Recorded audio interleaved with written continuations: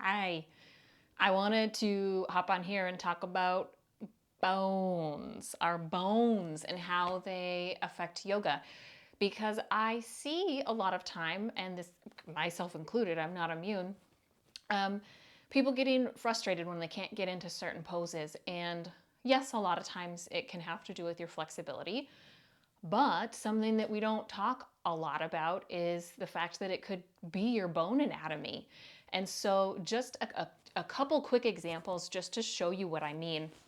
And now my head's gonna get cut off here because my room's so small, but anyways, you'll get the idea.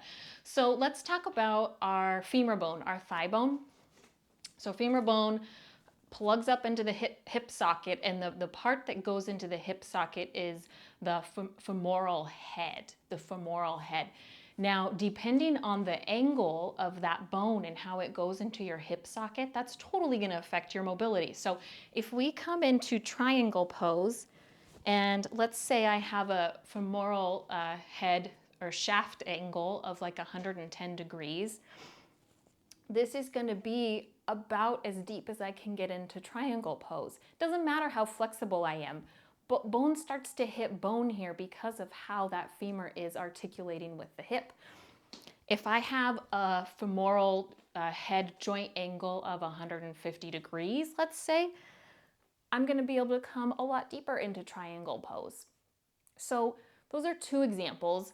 Another couple examples are, I'm sure you've seen people that maybe their toes splay out or their toes go in.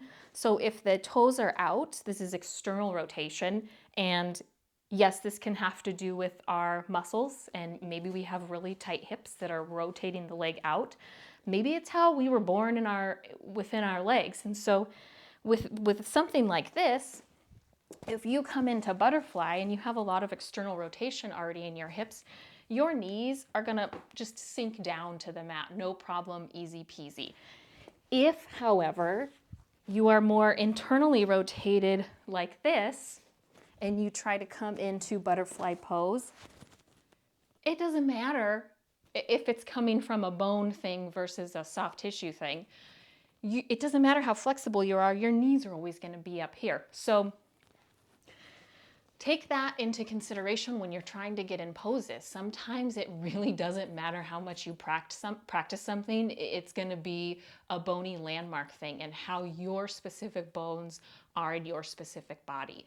And so one thing that I'm going to do a little later, stay tuned, is talk about how to tell the difference between, is it tension from the muscle that is preventing me from getting into a pose, or is it my bony landscape? Does it have to do with my bones and it, like for example, I'm never going to be able to bend my elbow backwards. The bone just doesn't work that way, okay?